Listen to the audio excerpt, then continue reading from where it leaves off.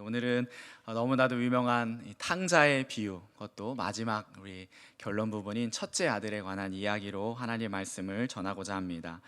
예수님께서는 누가복음 15장에서 세 가지 비유를 연이어 말씀하셨는데요.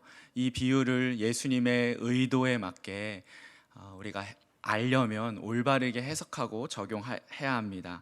그것은 어떤 배경에서 예수님이 말씀하셨는지, 그리고 누구에게 말씀하셨는지를 봐야 합니다. 예수님은 누구에게 이 비유를 말씀하셨을까요? 이 비유의 대상, 타겟은 누구일까요? 우리 1, 2절, 1절, 2절 한번 읽어보겠습니다. 시작. 모든 세리와 죄인들이 말씀을 들으러 가까이 나아오니 바리새인과 서기관들이 수군거려 이르되 이 사람이 죄인을 영접하고 음식을 같이 먹는다 하더라. 그리고 3절에 예수께서 그들에게 이 비유로 말씀하시되로 이어집니다. 다시 한번 질문을 드리겠습니다. 예수님의 누가복음 15장에서의 세 가지 비유는 누구를 겨냥하여 말씀하신 것일까요?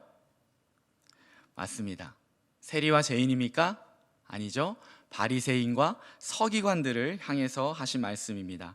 바리새인과 서기관들이 예수님이 죄인들과 식사하고 교제하고 영접하는 것을 못마땅하게 여겨서 계속해서 수군거리니까 예수님이 비유를 드시는 것이죠. 그렇기에 오늘 본문 말씀을 보며 만약에 나에게도 내 안에도 바리새인의 모습 또 서기관의 모습이 있다면 오늘 예수님께서는 나에게도 당신에게도 동일한 말씀, 이 누가복음 15장의 말씀을 하신 것입니다. 우리 함께 말씀을 살펴보기를 원합니다. 세 가지 대지를 가지고 제가 말씀드릴 텐데 첫 번째 대지입니다. 우리 같이 한번 읽어보겠습니다. 시작. 열심히 사역한 당신도 탕자일 수 있다. 당시의 바리새인과 서기관은 어떤 사람이었습니까? 하나님이 이스라엘에게 주신 율법 10계명을 누구보다 잘 지키는 사람이었습니다. 그래서 당시의 지식층이었고 또 모범적인 삶을 보여주는 꽤 괜찮은 종교인이었습니다. 그리고 도덕적인 사람들이었죠. 이 바리새인과 서기관들이 오늘 이 탕자의 비유에서 바로 첫째 아들입니다. 나이스한 사람, 흠잡을 데 없는 사람, 열심히 사는 사람, 오늘날로 따지면 삶에서든 또 교회에서든 모든 면에서 베스트인 사람이라고 할 수 있습니다. 겉으로 볼 때 말이죠. 그러나 주님은 우리의 내면을 보십니다. 그 내면은 어땠습니까? 잃어버렸던 동생이 돌아왔다는 소식을 들은 이 첫째 아들 마지의 반응을 한번 보십시오. 28절입니다. 시작. 그가 노하여 들어가고자 하지 아니하거늘 아버지가 나와서 권한대. 첫째 아들이 어떻게 반응했나요? 노하여, 바로 분노입니다. 분노로 반응한 맏아들을 우리는 봅니다. 언뜻 보면 혈연인데 이해가 되지 않을 수도 있습니다. 또 맏아들의 입장에서 아버지가 했던 말들, 원래 이 말씀을 잘 아시니까요, 말들을 들어보면 그럴 수 있어 보이기도 합니다. 여러분은 이 말씀을 예전에 읽으시면서 어떤 입장이셨습니까? 맏아들처럼 억울하고 섭섭한 마음이셨나요? 이 이야기의 배경을 제가 조금 더 설명드리겠습니다. 이 앞부분, 탕자의 비유 앞부분에서 둘째 아들이 아버지에게 유산을 달라고 하죠. 아버지가 살아있는데 그렇게 버젓이 살아계신데 유산을 달라고 합니다. 그러자 아버지께서는 재산을 팔아서 유산을 물려주는데요, 당시 문화에서는 첫째, 마지에게는 아버지 재산의 3분의 1을, 그리고 둘째에게는 3분의 1을 나눠주었다고 합니다. 12절에 보면 각각 나눠주었더니 라고 나옵니다. 그 말은 무엇이냐면 둘째 아들에게만 유산이 지금 간 것이 아니라 첫째 아들에게도 이미 유산을 물려준 것입니다. 그래서 31절에 보면 아버지가 큰아들에게 내 것이 다 내 것이로되 라고 하신 것이시죠. 그런데 이 유산의 3분의 1을 가져간 둘째가 허랑방탕하여 타국에 가서 그 모든 재산을 다 날려먹고 지금 돌아왔는데 누가 받아줬습니까? 아버지가 받아줬습니다. 자기 첫째와 한마디 상의도 없이요. 그의 머릿속은 여러 가지 생각들이 들었을 것입니다. 여러분, 무엇을 생각했을까요? 이제 내 유산의 내가 받은 이 재산의 3분의 1을 또 동생에게 나눠줘야 하는구나. 바로 이 생각이 들었던 것입니다. 내가 피같이 벌었던, 피같이 섬겼던, 피같이 노동했던 이 재산을 저 동생에게 지금 나눠줘야 하는구나라는 생각이 든 것이죠. 그래서 30절에 보면 창녀들과 함께 삼켜버린 바로 본인의 동생을 이렇게 정죄하며 지금 이야기하고 있는 것이죠. 어떻습니까? 여러분도 아까우신가요? 첫째의 분노가 당연하다고 생각하십니까? 그러면서 지금 이 첫째 아들은 아버지에게 굉장히 무례하게 행동합니다. 29절에 보면요, 아버지에게 말할 때 우리말 성경에서는 번역이 안 되는데 보소서, 여보세요 라고 하는 말을 했습니다. 아버지의 권위를 지금 무너뜨리고 있는 장면이죠. 또 30절에는 이렇게 말합니다. 첫째가 아버지에게 하는 말입니다. 한번 보십시오. 30절 시작. 아버지의 살림을 창녀들과 함께 삼켜버린 이 아들이 돌아옴에 이를 위하여 살찐 송아지를 잡으셨나이다. 이 아들, 이 원어로는 당신의 아들입니다. 이 둘째를 가리키는 대명사를 한번 보십시오. 이 아들, 당신의 아들. 내 동생이 아니라 아버지의 아들이라고 지금 일부러 표현한 것입니다.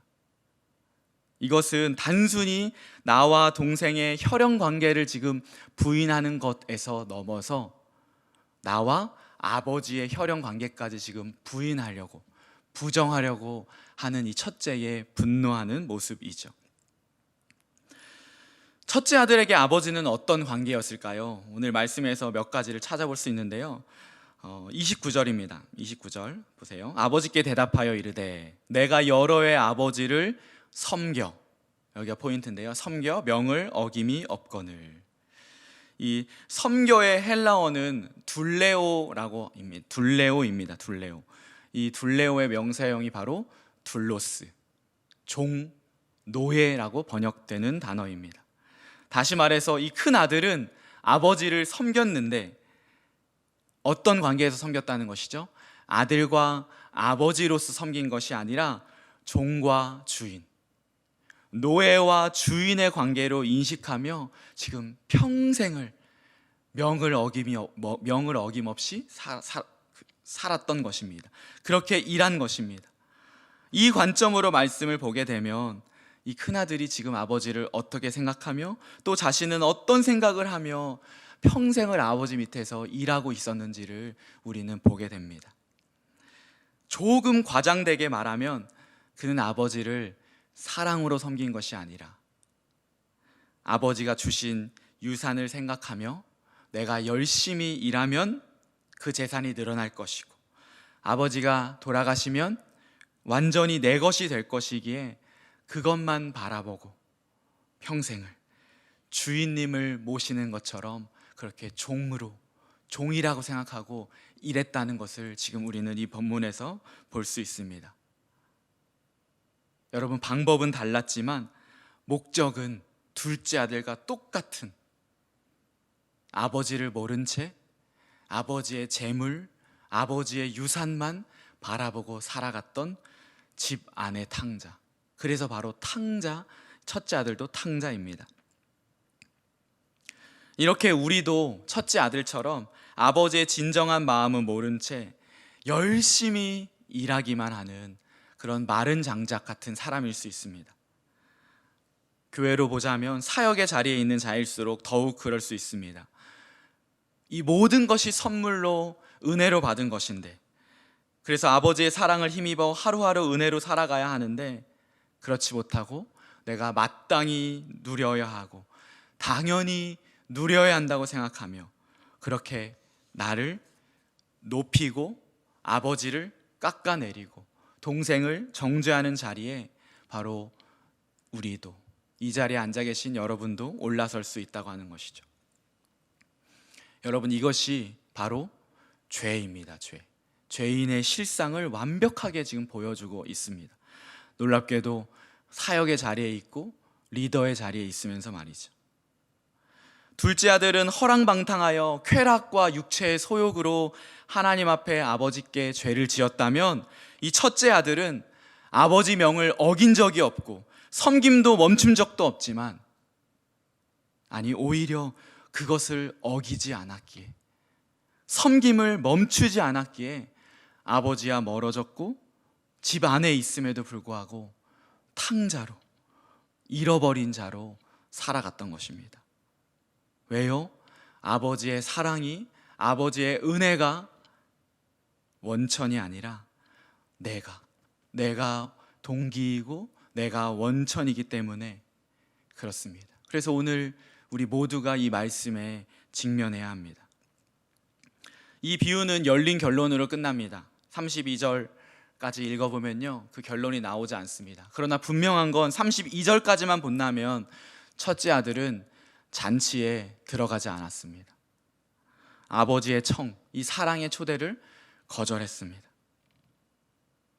아버지 집에 있지만 내 뜻대로, 내 마음대로 움직여지지 않는 아버지는 내가 더 이상 따를 수 없다.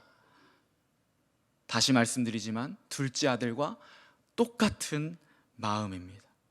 아버지의 간섭을 벗어나고자 타국에 간 둘째처럼 집 안에 있지만 본인이 주인이고 본인이 하나님으로 살아가고 있는 첫째의 모습인 것이죠. 그 방법만 둘째 아들과는 달리 사역으로, 섬김으로, 선한 모습으로 포장되어 있을 뿐입니다. 이 말씀으로 저를 돌아봅니다. 나에게는 그런 면이 없을까?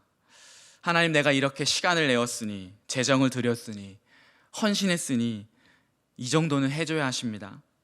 그렇게 하지 않는 건 안 됩니다. 그렇게 저도 때로는 분노하고, 때로는 불만을 가지고, 때로는 부당하다고 하며, 때로는 불공정하다고 말하고 있는 저. 하나님, 저는 둘째처럼 창녀와 놀고 싶지 않을 것 같아요. 저는 헌금 아깝지 않을 줄 알아요. 주일마다 와서 예배하고 때마다 봉사하는 게 쉬운 줄 아세요? 그런데 결과가 이게 뭡니까? 왜 제가 기도하는 대로, 제가 생각하는 대로 왜 하나님 움직이지 않습니까? 라고 말하는 그런 저의 모습이, 그리고 여러분의 모습이 혹시 있지는 않습니까?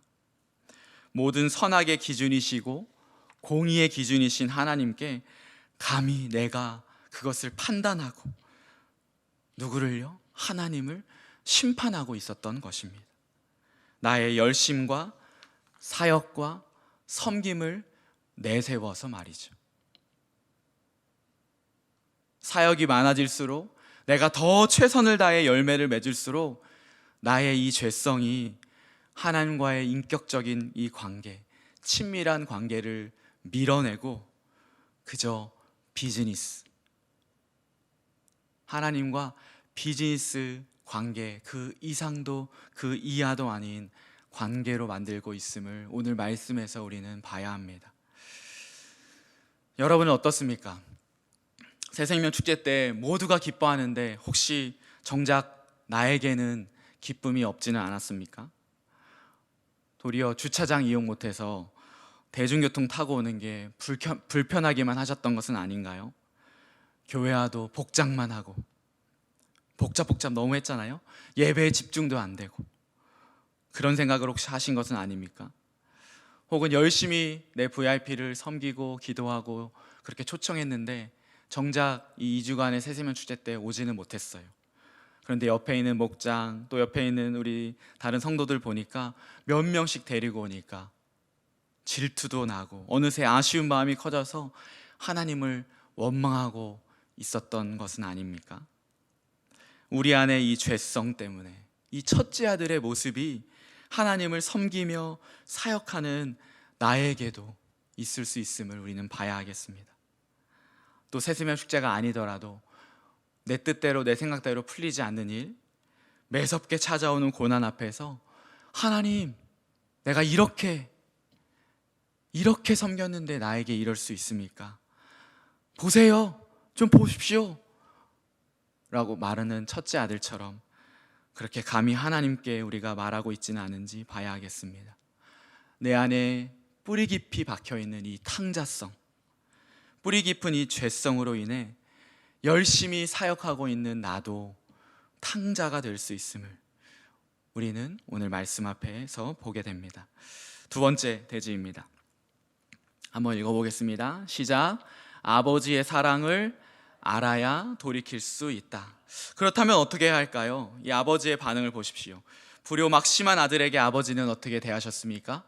우리 둘째 아들에게 어떻게 대하는지 너무나 잘 아시죠? 제가 읽진 않겠지만 20절에서 아직도 거리가 먼데 아버지가 뛰어가서 달려가 목을 안고 입을 맞추니, 그것이 아버지의 사랑이었죠. 이 달려가는 것은 당시 고대 사회에서 종과 노예에게만 해당됩니다. 우리말로 따지면 양반은 달려가지 않았습니다. 달려가는 것은 굉장히 수치스러운 일이었어요. 그런데 그 둘째 아들을 맞으러 달려가고 있는 아버지의 모습, 그것에서 우리가 사랑을 볼 수 있죠. 28절, 우리 첫째 아들은 어떻게 대하였는지 한번 보겠습니다. 첫째 아들, 그가 첫째가 노하여 들어가고자 하지 아니하거늘 아버지가 나와서 권한대. 이 권한대는 헬라어로 보면 미완료 시제입니다. 한 번만 권한 것이 아니라 계속해서 권했다고 하는 것이죠. 근데 제가 생각해 봤어요. 언제부터 권했을까? 그리고 언제까지 권하실까? 지금 이 둘째 동생이 돌아온 그때만 아버지가 권하셨을까요? 한두 번, 몇 번 권하셨을까요? 저는 그렇지 않다고 생각했습니다. 아버지는 진작부터 이 첫째 아들이 집 안의 탕자임을 알았을 것입니다. 그래서 둘째 아들을 기다리는 만큼 동일한 마음과 동일한 사랑으로 돌아오기를 기다리고 계셨죠. 31절입니다. 아버지가 이르되 예, 너는 항상 나와 함께 있으니 내 것이 다 내 것이로되. 이 예야 하는 헬라어 테크논, 이것도 사랑과 자비의 아버지임을 보여줍니다. 첫째 아들은 보십시오라고 해서 아버지의 명예와 권위를 떨어뜨렸지만 아버지는 그것에 아랑곳하지 않고 이 아들을, 첫째를 동일하게 똑같은 마음으로, 끊임없는 마음으로, 한결같은 사랑으로 그렇게 말씀하시고 기다려 주시는 거죠. 자, 그럼 이 부분에서 우리는 고민이 생깁니다. 둘째 아들은 허랑방탕한 것을 용서해 달라고 하면 될 텐데 첫째 아들은 도대체 무엇을 회개해야 할까요? 열심히 섬긴 것, 쉼없이 섬긴 것을 회개해야 할까요? 아버지의 명을 어기지 않았던 것을 회개해야 할까요? 명목상으로는 회개할 것이 없는 것 아닙니까? 이 대목에서 누가복음 18장의 세리와 바리새인의 기도가 생각났습니다. 잘 아실 텐데 11절 12절 한번 같이 읽어보겠습니다. 시작. 바리새인은 서서 따로 기도하여 이르되 하나님이여, 나는 다른 사람들 곧 토색, 불의, 간음을 하는 자들과 같지 아니하고 이 세리와도 같지 아니함을 감사하나이다. 나는 일에 2번씩 금식하고 또 소득의 11조를 드리나이다 하고, 하나님께 나와서 지금 이렇게 기도하고 있는 장면입니다. 당당하게 말하고 있습니다. 하나님, 저는 회개할 것이 없습니다. 제 삶을 돌아보니까 잘못한 게 없어요. 저는 의로움 그 자체입니다. 그런데 저 사람을 보십시오. 저런 세리, 저런 죄인들이나 회개하는 것이죠. 저는 아무리 봐도 회개할 게 없어요. 13절, 세리는 이렇게 기도합니다. 세리는 멀리 서서 감히 눈을 들어 하늘을 쳐다보지도 못하고 다만 가슴을 치며 이르되 하나님이여, 불쌍히 여기소서, 나는 죄인이로소이다 하였느니라. 그리고 14절, 예수님의 말씀입니다. 같이 한번 읽겠습니다. 시작. 내가 너희에게 이르노니 이에 저 바리새인이 아니고 이 사람이 의롭다 하심을 받고 그의 집으로 내려갔느니라. 무엇을 보게 됩니까? 주님께 진정으로 나아가려면, 주님이 진정으로 받으시는 회개는 단순한 죄들의 나열이 아니라 죄의 뿌리를 회개하는 것입니다. 내가 왕되었던 자리에서, 내가 주인 되었던 자리에서 내려와서 내가 하나님 앞에서 얼마나 죄인인가를 도덕적으로 교만한 자였음을 열심과 섬김과 사역으로 포장하였지만 결국 내 만족과 인정을 위해서 하나님을 이용했고 하나님까지 판단했던 나였음을 오늘 우리는 회개해야 합니다. 이것이 참된 회개, 이것이 돌아갈 수 있는 유일한 방법입니다. 기억하십시오. 아버지는 이 첫째 아들의 진정한 회개를 기다리시며 여전히 사랑하고 계십니다. 우리가 둘째 아들이든 첫째 아들이든 그저 자녀이기에 사랑하고 계시죠. 로마서 5장 8절 말씀 시작. 우리가 아직 죄인 되었을 때에 그리스도께서 우리를 위하여 죽으심으로 하나님께서 우리에 대한 자기의 사랑을 확증하셨느니라. 어떤 신학자는 이 탕자의 비유를 반쪽짜리 복음이라고 비판합니다. 왜냐하면 둘째 아들을 그저 눈 감아 주었다고. 둘째 아들이 돌아올 때 둘째 아들이 범했던 죄의 값을 치르지 않았다고. 그래서 예수 그리스도의 십자가의 그 대속의 교리가 빠져 있다고 비판하기도 합니다. 과연 그럴까요?